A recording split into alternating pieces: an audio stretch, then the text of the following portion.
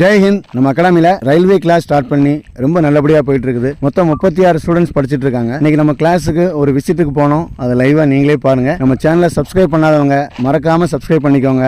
ஜெய் ஹிந்த். தம்பி, இது என்ன டீம்? காலைல எத்தனை மணிக்கு எந்திக்கிறீங்க?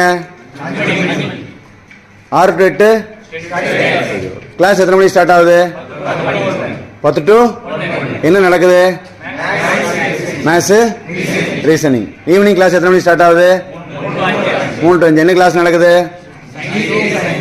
GK, science. டெஸ்ட் வாரத்தில் எத்தனை நாள் நடக்குது? என்னைக்கெல்லாம்? வேலைக்கிழமையும் ஞாயிற்றுக்கிழமையும்.